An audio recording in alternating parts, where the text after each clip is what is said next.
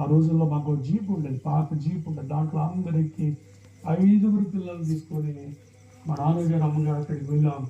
వారు మా అమ్మగారు పెట్టింది ఒక్కరికే అన్నం పెట్టింది, వారు మాకు 8 మందికి అన్నం పెట్టారు. గట్టిగా దేవునికి స్తోత్రం చేయలేదా? హల్లెలూయా. చూడండి ఎంత ప్రేమ. మనం ప్రేమిస్తే మనల్ని ప్రేమిస్తారు కనుక మొదట ప్రేమ అనేది క్రైస్తవ బిడ్డలమైన మన నుండి ప్రారంభించబడదు కాక. ఆ చిన్ననాటి నుండి మా అమ్మగారు మాకు నేర్పించిన పాఠం ఈరోజు ఇంచుమించు 120 మంది కుష్ఠరోగులకు మేము భోజనం పెడుతున్నాం ప్రతిరోజు. మొన్న క్రిస్మస్ పండుగ రోజు వాళ్ళందరికీ నూతనమైన వస్త్రాలు తీసుకొని వచ్చాం. అంత మాత్రమే కాదు, ఇంచుమించు 125 మంది అనాథ వృద్ధులు ఉన్నారు మన దగ్గర. వారికి చక్కటి భోజన వసతులన్నీ కూడా మేము కల్పిస్తున్నాం. ఇవన్నీ మాకు నేర్పించింది ఎవరంటే మా అమ్మగారు. తల్లే the mother is the first teacher అట.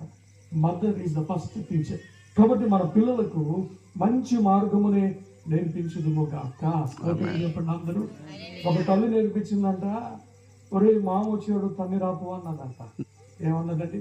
మామ వచ్చేవాడు తన్ని రాపు అంటే వాడు చిన్న చిన్న అడుగులు వేసుకుంటూ వెళ్ళి వాళ్ళ మామను తన్ని కింద పడిపోగానే తల్లి నవ్విందంట. అబ్బో నా కొడుకు మామను తన్నేవాడంత అయ్యాడు అని చాలా సంతోషపడింది. సరిగ్గా 20 ఏళ్ళ తర్వాత అదే తల్లిని వీడు తనడం ప్రారంభించాడంట.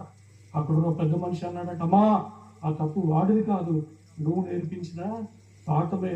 వాడు చిన్నగా ఉన్నప్పుడు నువ్వు మామను తన్నమని నేర్పించావు, వాడు పెద్దయ్యాడు ఇప్పుడు నిన్నే తంతున్నాడు అని చెప్పాడంట. కాబట్టి చెడు ఏదైనా చెడే, మంచి ఏదైనా మంచి. దేవుని బిడ్డలమైన మనం కేవలం మంచిది మాత్రమే ప్రేమించాలి, మంచిది మాత్రమే సహించాలి, మంచిది మాత్రమే గౌరవించాలి, చెడును ద్వేషించే వారంగా మనం ఉండాలి. అంత మాత్రమే కాదు కానీ వారిని ప్రేమిస్తూ చెడును దూరపరిచే బిడ్డలుగా మనందరము ముందుము గాక.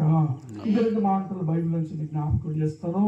మనం ముందుకు వెళ్దాం. మత్తయి సువార్త 20వ అధ్యాయము 28వ వచనం.